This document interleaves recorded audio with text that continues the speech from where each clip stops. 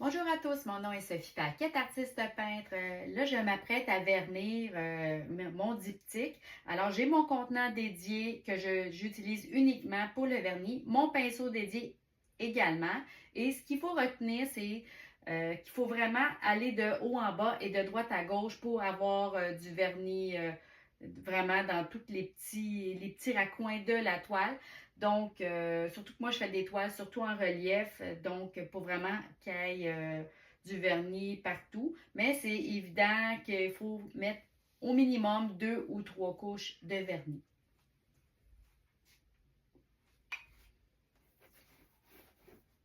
Alors, il faut aller assez rapidement. C'est pour ça que je suis assez concentrée, donc je parle pas trop.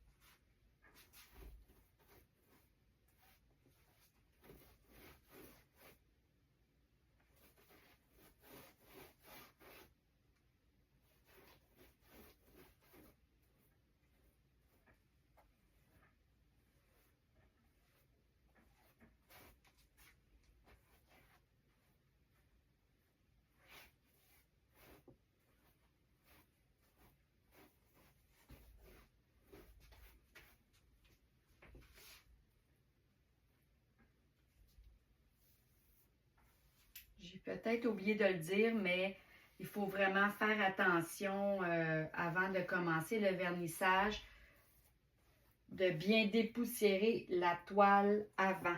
Parce que quand il y a de la poussière, c'est c'est le pire tracas pour les artistes, là, selon moi, c'est la poussière quand tu es rendu au niveau du vernissage. Parce qu'après ça, il n'y a pas de marche arrière. Puis là, en mettant du vernis lustré, ça fait ressortir les couleurs.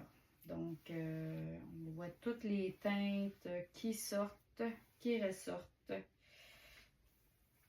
Là, c'est sûr que je vais faire une toile avant l'autre, une après l'autre, je veux dire. Là. Je ne peux pas faire les deux d'emblée.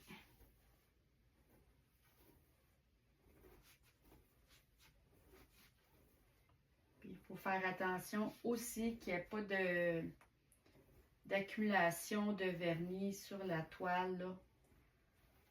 C'est pour ça que je l'étends de part et d'autre des deux côtés.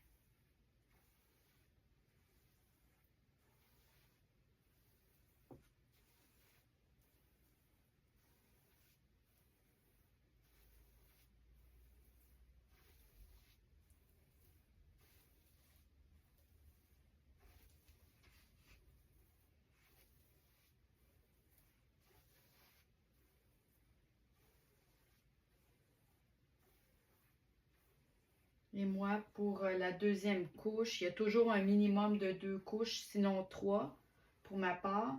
Et j'attends tout le temps 24 heures.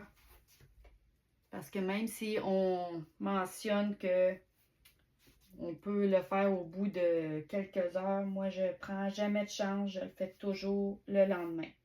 Là, je fais les côtés. Comme ça, si j'ai des coulisses qui se sont créées avec le vernis que j'ai mis, ben au moins, je peux récupérer.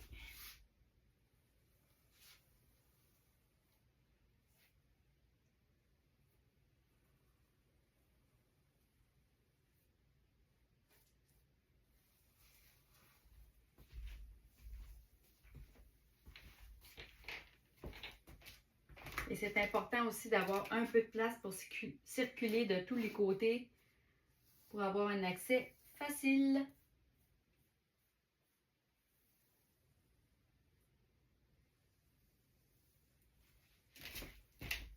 Et voilà!